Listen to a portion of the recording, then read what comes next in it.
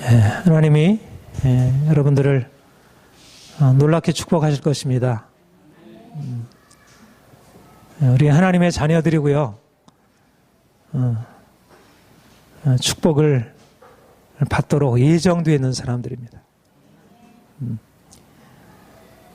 좀 더 확신 가운데 하나님이 내 인생에 어떠한 것을 예비해 두셨을지 그런 것을 기대하며 오늘도 기대하고 어제보다 오늘이 오늘보다 내일이 더 나아질 것에 대하여 물론 어제보다 오늘이 나아지고 오늘보다 내일이 나아진다는 개념이 반드시 우리가 가지고 있는 그런 너무 피상적이고 통상적인 생각과 다를 수 있지만 그러나 분명한 것은 하나님은 어제보다 오늘이 오늘보다 내일이 낫게 하시도록 그렇게 계획하시고 이끌어 가시고 있습니다. 우리는 하나님의 나라, 하늘나라의 시민이라고 했습니다. 이것은 엄청난 축복이 예비되어 있다는 것이고 또 우리가 이제는 축복을 받도록 그런 인생을 살아가도록 주께서 우리를 정하셨다는 것입니다. 하늘나라의 삶의 방식이 있습니다. 세상 속에서 이 땅에 사는 자들의 삶의 방식이 있고 하늘나라의 삶의 방식이 있습니다. 여러분들이 어떻게 하면 하늘나라의 축복 가운데 거하고 더 온전한 축복으로 나아갈 수 있을까? 그것은 하늘나라의 삶의 방식을 배우고 거기에 자신을 맞춰가는 것입니다. 하늘나라의 삶의 방식이 무엇일까요? 그것은 받고 주는 것입니다. 하나님이 우리에게 아낌없이 베풀어 주셨습니다. 우리가 살아가는 삶의 모든 것들은 하나님의 은혜의 선물입니다. 우리가 스스로 행한 것 가지고 우리 인생을 살아가는 것 아니가 다 하나님이 우리에게 베푸신 것입니다. 우리의 생명도 우리의 건강도 우리의 삶의 모든 쓰고 행하는 모든 것들 하나님의 사랑의 은총이고 우리가 그 은혜 아래에 살고 있습니다. 우리가 하나님을 더 깊이 알수록 하나님이 참 좋으신 하나님이시구나. 우리가 하나님을 알아가면 알아갈수록 하나님이 우리에게 아낌없이 베푸시는 분임을 우리가 날마다 인정할 수밖에 없고 그래서 우리가 하나님께 늘 나아가는 것입니다. 인생은 고달프고 힘들고 여러 가지로 결핍되어 있지만 우리가 하나님께 나아가기만 하면 그분은 우리의 어떤 것에 우리의 어떤 요청에 대해서 그건 내게 없어. 나는 너에게 그것을 줄 마음이 없어. 이렇게 거절하는 것이 아니라 그분의 그 넓은 사랑으로 우리가 비록 그분에게 사랑과 은혜를 받을 만한 어떤 조건이 없지만 그분은 우리에게 아낌없이 베풀어 주시고요. 그래서 우리는 그분을 좋아할 수 있고 우리가 그분을 사랑할 수 있습니다. 바로 이것이 하나님의 생명, 하나님의 삶의 특징입니다. 우리가 하나님의 자녀들입니다. 우리가 하나님의 자녀라 함은 이제는 그분이 베푸시는 그 은혜 아래서 우리가 그것을 누리며 산다는 것을 의미하고 또 우리가 그 하나님이 우리에게 행하시는 것처럼 우리도 다른 사람을 향하여서 우리 자신을 나눠주고 베푸는 인생을 살아가는 것을 의미합니다. 저는 여러분들이 저와 여러분이 이제 하나님을 더 가까이 함으로 하나님의 삶의 방식, 새로운 천국의 삶의 방식을 체득하고 이것을 실천할 수 있기를 원합니다. 수고하고 무거운 짐진 자들아 다 내게로 오라. 내가 너희를 쉬게 하리라. 나는 마음이 온유하고 겸손하니 너는 나의 멍에를 메고 내게 배우라. 주님께서 그렇게 말씀하셨습니다. 우리가 주님께 나아가서 그분에게 배우는 것입니다. 어떻게 살아야 할지, 내가 이제까지 살아온 삶의 방식과 다른 주님의 삶의 방식, 천국의 삶의 방식을 배우고 우리가 그분을 따라가는 것입니다. 주님은 우리를 사랑하셔서 그분 자신을 아낌없이 내어주신 분이십니다. 우리가 그분을 알게 될 때 그분의 사랑을 알게 되고 우리가 그분의 사랑의 삶을 배우게 됩니다. 오늘날 사람들은 다 자기 자신을 위하여 자기 욕심을 채우기 위해서 인생을 살아갑니다. 우리가 지난주에 땅의 백성들이 살아가는 삶의 모습에 대해서 우리가 함께 살펴보았습니다. 그들의 마침은 멸망이요 그들의 신은 배요 그 영광은 그들의 부끄러움에 있고 땅의 일을 생각하는 자라. 그러나 우리의 시민권은 하늘에 있는지라. 세상 사람들의 삶의 목표, 삶의 의미, 삶의 추구는 자기의 배로 대표되는 인생의 욕심, 행복을 추구하는 것이지만 그 행복의 추구가 결국 자기만을 위하고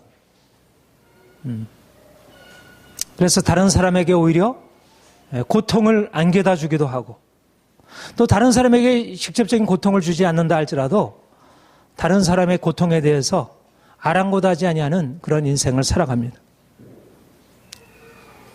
다른 사람의 고통이 무시되어지는 것입니다. 그런데 주님이 우리에게 이제 너희는 이 세상에 속한 자가 아니다. 너는 하늘나라의 백성이다. 주께서 그렇게 말씀하시고 우리로 하여금 이제 하늘나라의 삶의 방식, 우리 자신을 위하여 사는 욕심에 가득 찬 그런 인생이 아니라 이제는 하나님처럼 예수님처럼 자기 자신을 내어주고 자기가 가진 것을 가지고 다른 사람을 섬기는 그런 사랑의 삶을 살게 되는 것입니다. 하나님의 나라는 먹는 것과 마시는 것이 아니요 오직 성령 안에 있는 의와 평강과 희락이라. 하나님 나라의 삶의 방식이 동일하지 않다는 것입니다. 여러분과 제가 이 땅에 살고 있지만 여전히 자기가 더 많이 취하고 더 많이 먹고 더 좋은 것을 누리고 다른 사람은 어떻게 살아가도 상관없는 그런 인생을 살아가지만 우리가 그런 세상 속에 살아가지만 우리는 주님을 만나서 이제는 어둠에서 빛으로 이 세상 나라에서 하나님의 나라로 옮겨지고 이제는 의와 평강과 기쁨이 있는 진정한 사랑과 평화와 기쁨이 있는 그런 놀라운 새로운 세계로 들어가게 되었습니다. 우리가 이 세상에서 얻는 기쁨이 무엇일까요? 우리가 돈을 많이 벌어서 마음껏 우리가 쇼핑하고 마음껏 우리가 원하는 것들을 사서 우리가 그것을 누리며 살아가는 것, 우리가 원하는 곳에 가서 행하는 것, 이것이 우리가 생각하는 기쁨이고 행복일 수 있습니다. 물론 우리가 그것을 부정하지 않습니다. 주님은 우리에게 그런 기쁨을 인정하시고 우리가 그것을 통해서 기뻐하는 것에 대해서 주님도 기뻐하십니다. 우리가 맛있는 음식 먹고 하나님 감사합니다. 우리가 좋은 음악 듣고 하나님 감사합니다. 우리가 좋은 영화를 보고 야, 참 좋다. 이것은 하나님에게도 기쁨이 되는 것입니다. 우리가 이 세상에서 우리가 즐거움을 얻는 것 그 자체가 잘못이 아닙니다. 하나님이 우리를 위하여 허락하신 선물들입니다. 그러나 우리에게는 이렇게 무엇인가를 소유하고 소비하는 기쁨을 넘어서 있는 보다 더 깊은 고상한 더 높은 차원의 그런 기쁨이 있다는 것입니다. 그것이 바로 하나님의 기쁨, 자기 자신을 나누어 줌으로 사랑함으로 다른 사람을 세워주고 나로 인하여 다른 사람이 행복해지고 변화되는 것, 이것이 하나님 나라의 백성들의 진정한 기쁨이고 주님이 우리를 그런 기쁨으로 인도하시려 합니다. 여러분, 오늘날 우리가 사는 세상은 자본주의 사회라고 말합니다. 자본주의 사회에서 강조되는 것은 나의 욕심, 나의 이기심, 내가 어떻게 하면 좀 더 많이 벌어서 내가 원하는 것을 누리며 살아갈까? 이것은 하등의 문제라고 여기지 않고 당연한 것이라 생각하고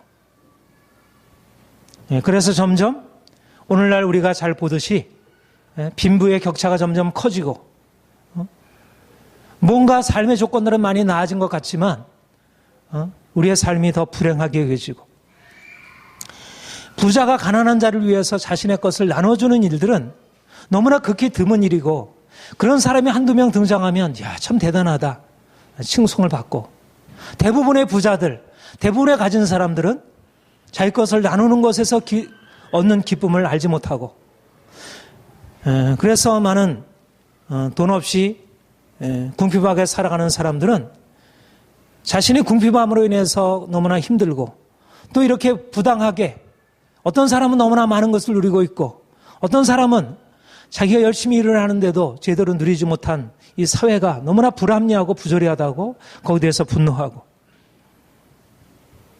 오늘날의 우리의 삶의 방식은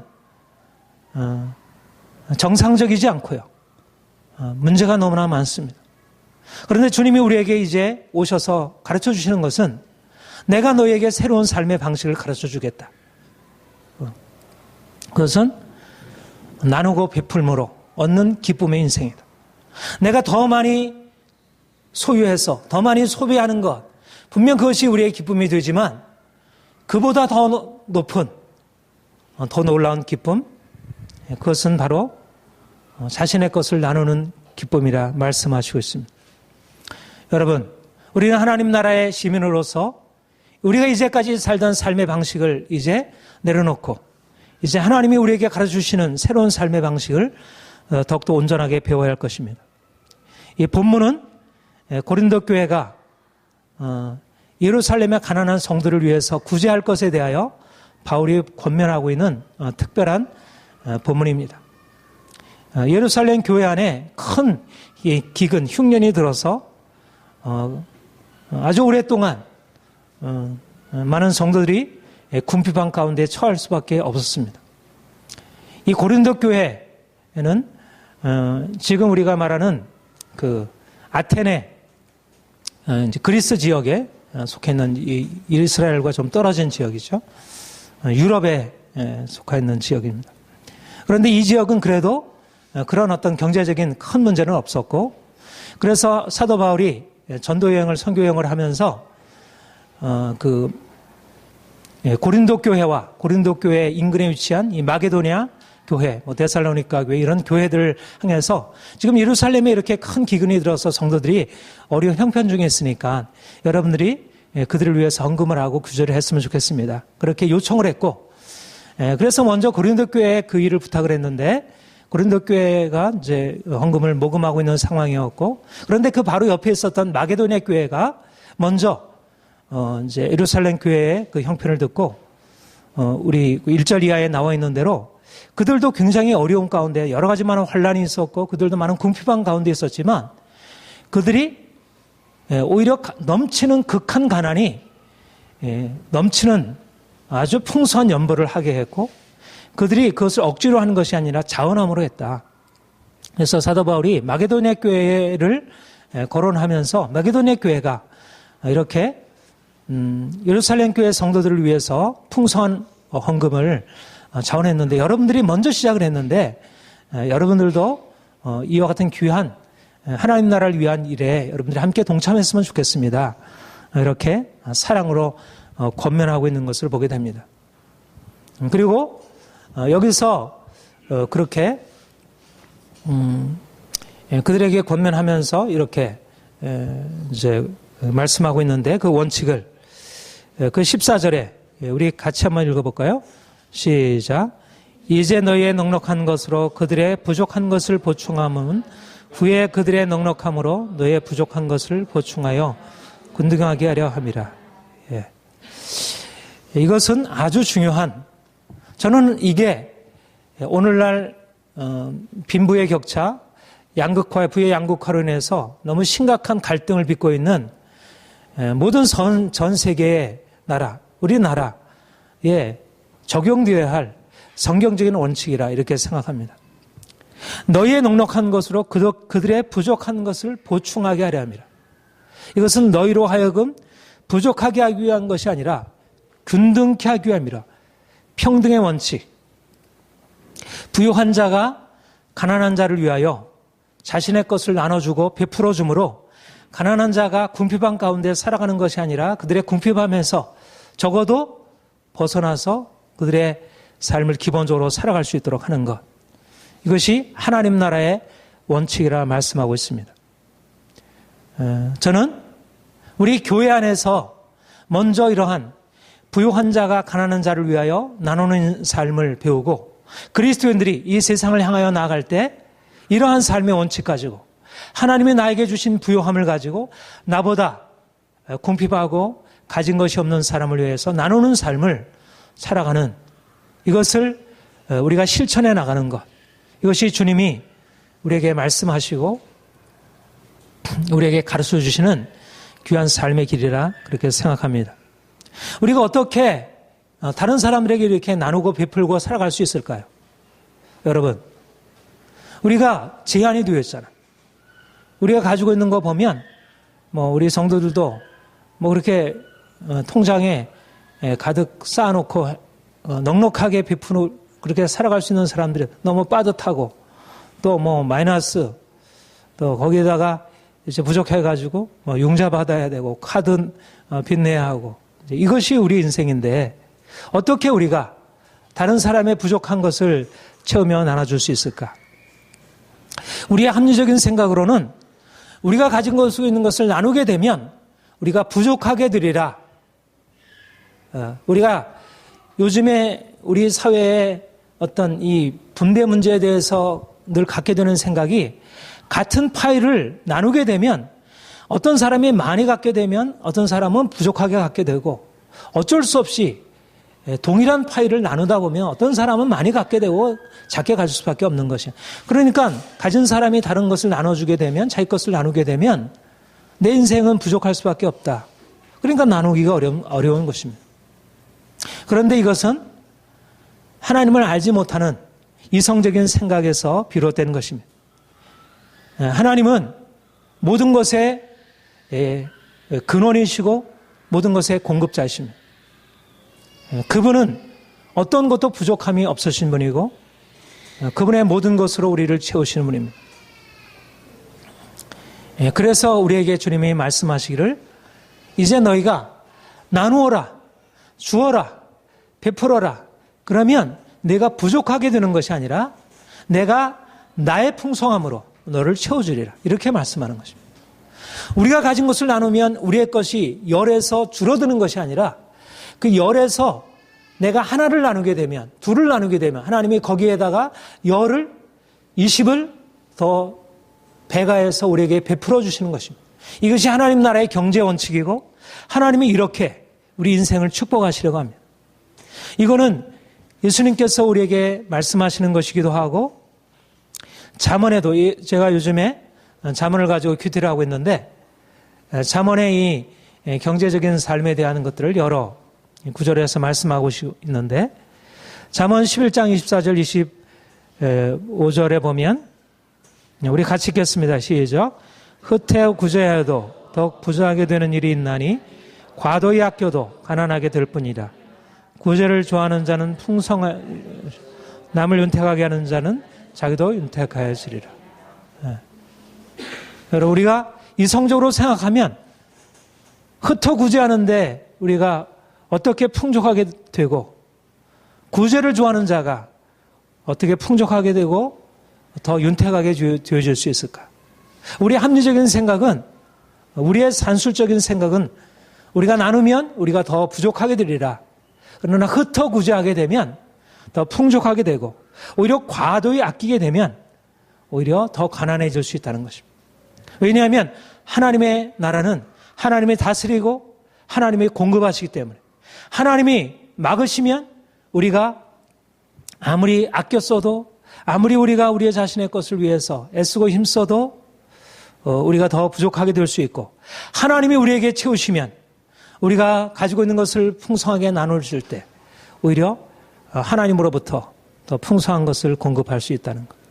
여러분 우리가 이러한 하나님 나라의 삶의 방식을 배워서 이제 우리의 삶을 통하여 이렇게 살아갈 수 있기를 원합니다. 그리고 우리가 이러한 삶을 살아갈 수 있는 보다 근본적인 근거가 있습니다. 여러분들에게 계속 말씀드리지만 우리의 새로운 정체성입니다. 여러분, 우리는 가난한 자가 아니고 우리는 그리스도 안에서 부요한 자입니다. 내가 돈이 없고 내 통장에 마이너스이고 내가 쓸 것을 제대로 쓸 수 없고 모든 것들이 경제적으로 우리에게 압박을 가하는 것 같아도 그런 외적인 우리의 삶의 형편이 우리를 말하는 것이 아니라 내가 돈이 없어서 가난한 자 같아도 하나님이 모든 것을 소유하시고 다스리시고 모든 것의 주인 되신 그 하나님이 나의 아버지시고 나는 그분의 자녀이기 때문에 나는 그분 안에서 부요한 자라는 것입니다. 이것이 그리스도 안에 있는 우리의 정체성입니다. 우리가 자신의 외적인 것을 바라보고 나는 돈이 없어. 나는 이렇게 빚이 많아. 내 인생은 언제나 풀릴까?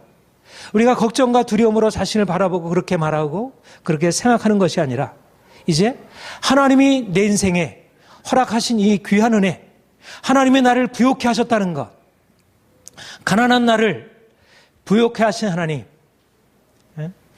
그래서 하나님이 나를 부요케 하셨는데 내가 더 이상 가난한 자가 아니다. 여러분, 바로 우리는 이러한 새로운 자신의 정체성에서부터 새로운 인식에서부터 시작해야 할 것입니다. 돈이 많이 없죠. 빚이 너무 많죠. 그래서 너무 힘들어요. 우리의 매일매일 무엇을 먹을까 마실까가 걱정이 돼요. 자녀들에 대해서 이거 뭔가를 해주고 싶은데 제대로 할 수가 없어요. 중요한 것은 우리의 생각을 지금 눈앞에 보이는 우리의 가난함, 우리의 궁핍함, 우리의 눈앞에 보이는 빚, 여기에 우리의 시선을 두는 것이 아니라 하나님이 나를 위해서 행하신, 나를 부요케 하신 하나님, 그가 우리를 위하여 가난하게 되심은 가난한 우리로 하여금 그로 말미암아 부요케 하려 하심이라. 하나님께서 우리 인생을 이제 새롭게 하시고 바꿔주시고 변화시키는 것을 바라보고 이제는 내가 부족하다는 의식 가운데 결핍 의식 가운데 살아가는 것이 아니라 하나님이 나를 부요케 하셨음을 인정하고 감사하고 믿음으로 선포하며 나아가는 것입니다. 내가 비록 13평 월세 방에 살아도 내가 100평 고급 빌라 사는 사처럼 그와 같은 넉넉한 마음으로 좀 더 다유한 마음으로 중요한 것은 우리의 의식이 어떠한 마음이냐는 것입니다. 내가 지금 살아가는 그 평수가 나의 의식을 규정하고 있는가 아니면 하나님 나라의 그 부요함이 나의 의식을 규정하고 있는가. 많은 사람들이 지금 자기가 살아가는 평수가 13평이면 13평의 의식을 가지고 살아가고 자기가 사는 평수가 50평이면 50평의 의식을 가지고 살아가고 우리가 살아가는 지금 삶의 평수가 내 인생이 아니고 하나님의 그 부요함이 하나님이 온 천지를 주관하시고 다스리시고 모든 것이 그분의 것이고 나는 그분의 자녀인데 여러분 우리가 믿음으로 우리 자신을 좀 더 긍정하고 하나님이 우리 안에 행하신 일들을 인정하고 여러분은 그냥 자연인이 아니라는 것입니다. 하나님의 자녀라는 것입니다. 하나님의 자녀된 권세를 이 땅에서 누려야 합니다. 어디서부터 하나님의 자녀의 권세가 시작이 되는가? 우리 의식에서부터. 우리의 의식이 여전히 찌들고 가난에 찌들고 빚에 찌들고 여러 가지 많은 걱정 근심에 찌들어 살게 되면 그러면 그런 인생을 살아갈 수밖에 없지만 내가 현실적으로 내게 주어지는 것을 넘어서서 내가 하나님의 자녀라고 하는 의식을 가지고 그분이 부자이시고 부자 아들인 내가 부자 딸인 내가 가난하게 병들고 이렇게 찌질하게 인생을 살아갈 이유가 없지. 거기에 대해서 내가 노하는 것입니다. 여러분 나의 인생의 가난에 대해서 노하는 것입니다. 내가 이렇게 부족하게 살아가는 인생에 대해서 안위하는 것입니다. 내가 그것을 벗어나려고 애쓰며 힘쓰며 하는 방식으로 안위하는 것이 아니라 나는 하나님의 자녀인데 하늘과 땅의 모든 것을 가지신 그분이 나의 아버지신데 왜 내가 이렇게 부족하고 형편없는 인생을 살아갈 이유가 있을까? 우리가 우리 자신의 가난에 대해서 다시 생각해야 할 것입니다. 부유하신 이로써 너희를 위하여 가난하게 되시면 그의 가난함으로 말미암아 너희를 부유하게 하려 하심이라. 우리 같이 한번 다시 읽겠습니다. 우리 주 예수 그리스도의 은혜를 시작. 우리 주 예수 그리스도의 은혜를 너희가 알거니와 부유하신 이로써 너희를 위하여 가난하게 되시면 그의 가난함으로 말미암아 너희를 부유하게 하려 하심이라. 놀라운 비밀입니다. 놀라운 복음입니다. 그분이 십자가에 달리신 것, 가난하게 되심입니다. 그런데 그분의 가난하게 되심은 바로 우리의 가난을 담당하신 것이고 우리의 가난이 그분의 가난으로 옮겨지신 것입니다. 그분이 가난하게 됨으로 말미암아 우리의 가난하던 우리가 이제는 부유한 인생을 살아갈 수 있도록 주께서 바꾸어 놓으셨습니다. 우리가 예수를 믿는다는 것은 그분의 십자가 아래에서 우리 자신을 바라보는 것입니다. 그분이 가난해진 것 안에서 우리의 가난한 것을 바라보는 것입니다. 내 가난한 것을 내가 직접 바라보면 이것이 나를 묶고 있는 저주이고 여기서 벗어날 수 없는 운명이지만 그러나 그리스도께서 나의 모든 가난을 담당하심으로 나를 부유케 하셨기 때문에 그분의 가난함이 나의 부유함이기 때문에 내가 나의 모든 여러 가지 현실적인 가난에도 불구하고 내가 거기에 대해서 두려워하거나 낙심하지 아니하고 내 인생 안에 일어날 놀라운 변화, 가난한 내가 부유케 될 그런 것을 꿈꾸며 살아갈 수 있습니다.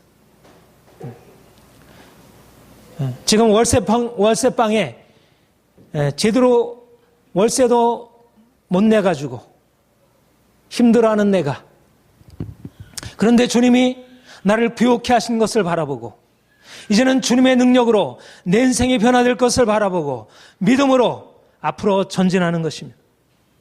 주님의 생명, 주님의 그 풍성한 생명은 우리 인생의 모든 저주를 끊으시고 우리의 가난을 부유함으로 바꾸어 놓으셨습니다.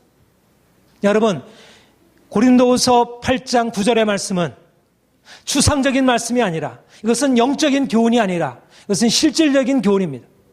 여기서 말하는 가난과 부유함은 영적인 가난함과 부유함을 말하지 아니하고 분명히 영적인 가난함과 부유함에 대한 말씀이기도 하지만 실질적으로 가난한 성도들을 도우라고 말씀하는 실질적인 물질적인 가난에 대해서 말씀하는 것입니다.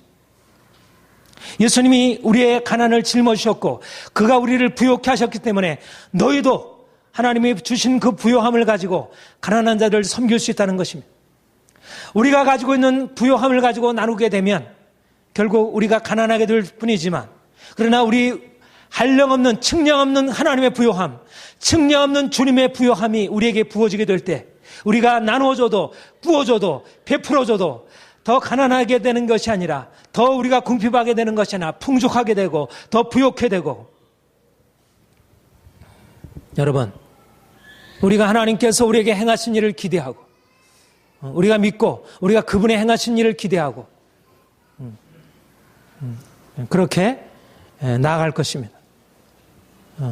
저는 제가 부자가 될 것을 믿습니다.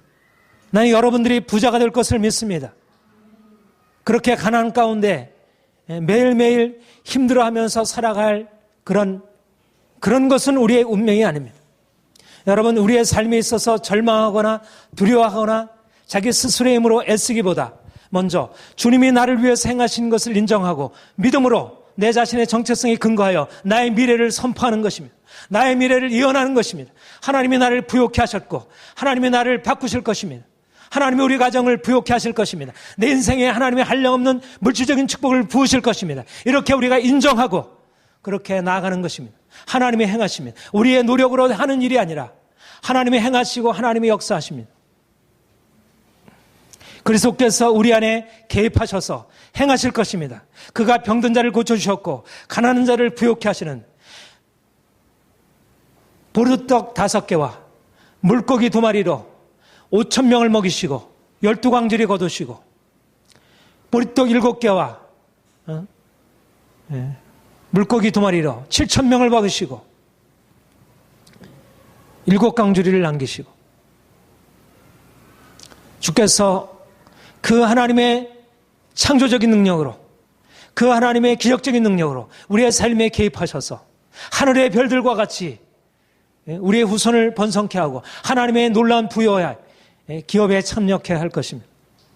여러분, 그래서 우리는 현재 삶에 문제가 있다 하더라도 결코나 낙심하거나 우리의 삶에 대해서 그렇게 부정적으로 말하지 아니하고 하나님이 우리 인생을 부욕케 하실 것입니다. 내 인생에 하나님이 역사하실 것입니다. 우리가 미래에 대해서 밝게 꿈꾸고 그렇게 입으로 선포하고 나아가야 할 것입니다.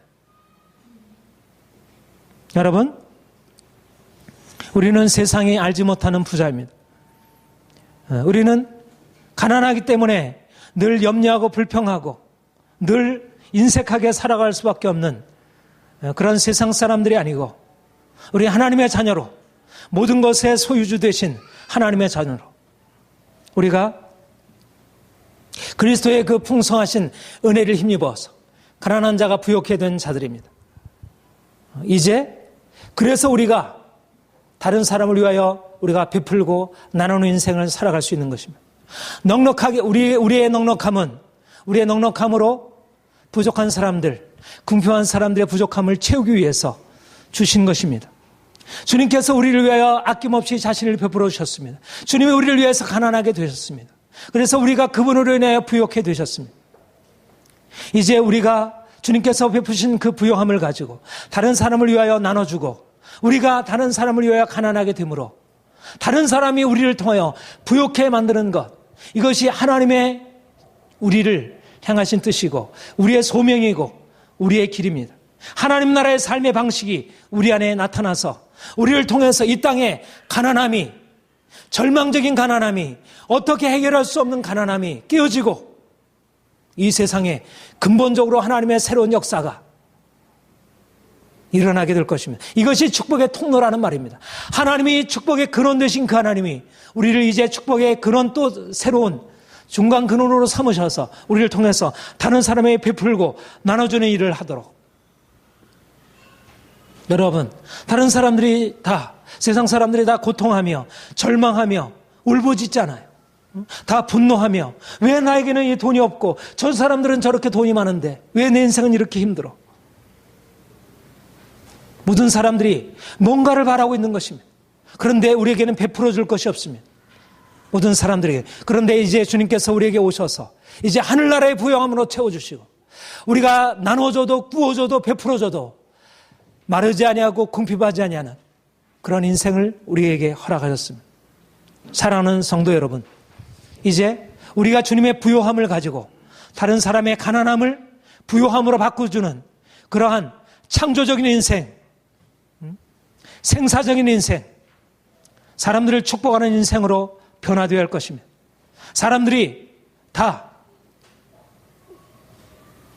안 된다고 말하는 오늘의 세상 속에서 오늘날 정치의 가장 큰 이슈가 뭡니까?